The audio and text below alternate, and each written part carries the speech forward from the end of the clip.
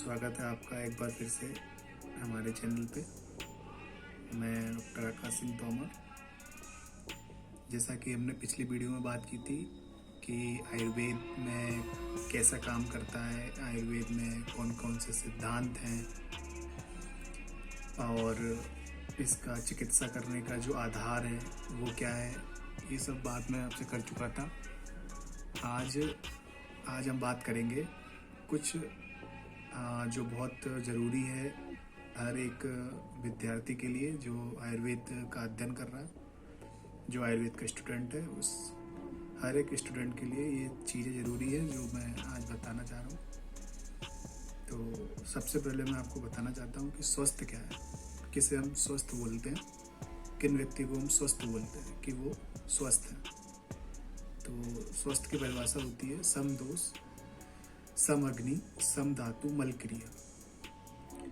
सम दोष जिसमें समान दोष होते हैं, सम अग्नि जिसमें अग्नि सम होती है, सम धातु जिसमें जो आयुर्वेद में जो 7 धातुओं का वर्णन है वो धातुएं सम अवस्था में होती है, और मल क्रिया जो मल है हमारा।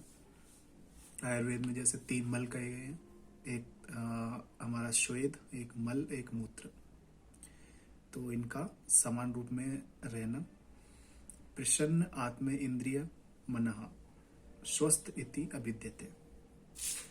और हमारा जो इंद्रिय है, मन, जो उभयेंद्रिय है और जो हमारी इंद्रियां हैं, उनका प्रसन्न रहना, मतलब वो अपने जो पदार्थ है उससे सन्निकर्ष जो है उनका वो प्रत्यक्ष होना, वास्तविक होना, और उनका मन का खुश रहना, यही हमारा क्या है, स्वस्थ है। ऐसे व्यक्तियों को हम बोलते हैं कि वो व्यक्ति स्वस्थ है। अब ऐसे अगर मैं देखूं एक बताने के लिए, तो ऐसे तो कोई व्यक्ति है नहीं कि जो पूर्ण रूप से स्वस्थ हो, बहुत कम है ना। फिर भी हम ये देखते हैं कि कौन ज़्यादा बीमार है, ना कि ये कि हमेशा के लिए या फिर हमेशा स्वस्थ कौन है। खैर ये अलग चीज़ है। आज मैं आपको बताता हूँ कि जो केस आते हैं क्लिनिक में अपने कि ये वाली बीमारी है, तो हमें जैसे कोई पेशेंट आता है कि वो बोलता है कि जैसे खाना खा रहा हूँ तो वैसे ही लूज मोशन हो रहा है, प्रेशर बन रहा है, तो हमें डायरेक्ट वहाँ नहीं जाना आईबीएस पे। आईबीएस मतलब गृहिणी, आयुर्वेद के अनुसार गृहिणी। तो हमें केवल डायरेक्ट वहाँ नहीं पहुँचना है कि ये इसको गृहिणी है, नहीं, दूसरी चीज़ हो सकती है। मतलब मेरा कहने का मतलब है कि आप रेयर चीज़ को पहले मत सोचो। जब आप रेयर चीज़ को पहले सोचोगे तो आपको ट्रीटमेंट करने में प्रॉब्लम आएगी। आप ये समझो कि वो खाना खा रहा है तो प्रेशर की वजह से उसको मोशन जाना पड़ रहा है, तो कहीं ना कहीं उसकी जो इंटेस्टाइन है वो वीक है। तो इंटेस्टाइन की वीकनेस की वजह से हो सकता है, वो और दूसरे सारे रीजन हो सकते हैं, तो अपन उनको क्योर कर दो, ठीक हो जाएगा। अब आप गृहिणी बोल रहे हो, तो गृहिणी एक अलग डिसीज है, बहुत गंभीर व्याधि है गृहिणी। गृहिणी होना अपने आप में एक बहुत बड़ी चीज़ है। जैसे मैं बताऊं गृहिणी क्या, अगर हम बात करें तो उसमें व्यक्ति बिल्कुल बहुत ज़्यादा दुर्बल हो जाता है, बहुत मतलब कमज़ोर हो जाता है, दिखने में भी और मानसिक रूप से भी। तो आप जो रेयर केस है, जो बड़ी बीमारियां हैं, उनको बाद में सोचें, पहले आप उनको सोचें जो हम जल्दी ट्रीट कर सकें या फिर जो उससे रिलेट हो, पहले वो सोचें। दूसरी चीज़ है कि अपने माइंड में हर एक डिसीज का इन्वेस्टिगेशन होना चाहिए।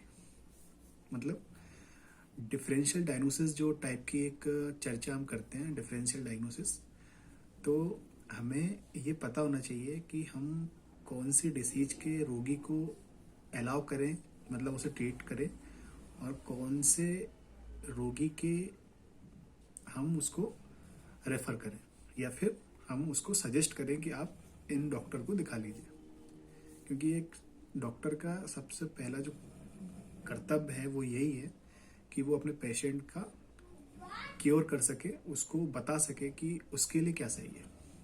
ना कि वो खुद का सोचे। तो हमारी संहिता में ये भी लिखा है कि वैद्य की वृत्तियां, वैद्य मतलब डॉक्टर, उसकी 4 वृत्तियां होती हैं: मैत्री, करुणा, सबके प्रति और उपेक्षा। तो मैत्री का मतलब होता है कि मित्रता का भाव।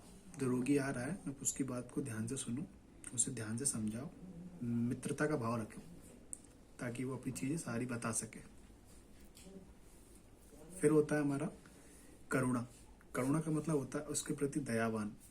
जो रोगी आ रहा है उसके प्रति आप दया का भाव रखें, और उसको मेन उद्देश्य होना चाहिए कि हमें उसे सही करना है। वो तो हर एक अच्छे डॉक्टर का रहता ही है। इसके बाद मैं बात करता हूँ सबके प्रति। तो सबके प्रति का मतलब हुआ कि हमें जो साध्य रोग हैं, संहिता में जो हमारे साध्य रोग कहे गए हैं कि जिनको हम ट्रीट करते हैं तो वो ठीक हो जाते हैं, जल्दी क्योर हो जाते हैं, तो उनको हमें, उनके प्रति हमें चिकित्सा करनी चाहिए। और उपेक्षा, उपेक्षा का मतलब जैसे मैंने अभी बताया कि आपको पता होना चाहिए कि आप कौन सी व्याधि का ट्रीटमेंट कर सकते हैं और कौन सी व्याधि का ट्रीटमेंट आप नहीं कर सकते हैं। तो जिस व्याधि का आप ट्रीटमेंट नहीं कर पा रहे हैं उसको आप दूसरे डॉक्टर के प्रति, डॉक्टर के पास भेज दीजिए। उसमें आपको सोचना नहीं पड़े कि हम ही सब कर लेंगे या हम सब कुछ कर सकते हैं, ऐसा नहीं है ना। इस संसार में बहुत आपसे भी ज्ञानी बैठे हैं, वो आपसे ज़्यादा जानते हैं कहीं ना कहीं, तो उनको भी मौका दीजिए सेवा करने का। इसके बाद तो हमें ये पता होना चाहिए हमें किसको ट्रीट करना है और किसको हमें छोड़ना है। दूसरी चीज कि एक हमें अप्रोच जो हमारी होती है चिकित्सा करने की, अप्रोच जो है, हम किस थिंकिंग को लेकर सोच रहे हैं उस डिसीज के बारे में, ये हमें पता होना चाहिए। एक राइट अप्रोच होना चाहिए उस डिसीज के कॉज तक जाने के लिए। तो ये कुछ बातें थी जो मैंने आपको बताई।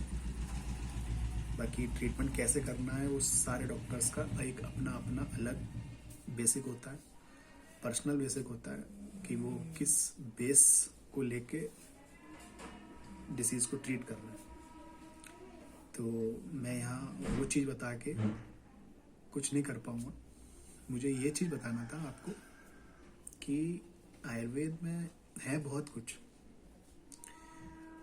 उसमें अगर हम जितना पढ़ते हैं और उस पढ़े लिखे हुए को हम जितना समझ पाते हैं उतना हम सोच पाते हैं।